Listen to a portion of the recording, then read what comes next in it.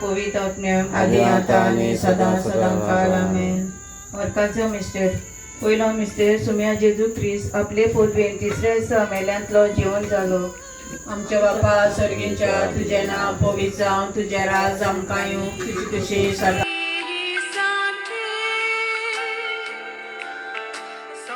एक मनीस ताच्या म्हऱ्यांत आसलो.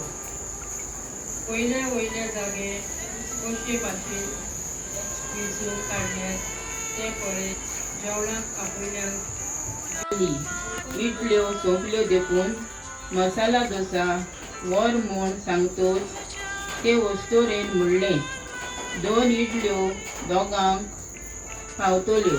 पूण एक मसाला डोसा खावन दुसरो उपाशी उरतलो.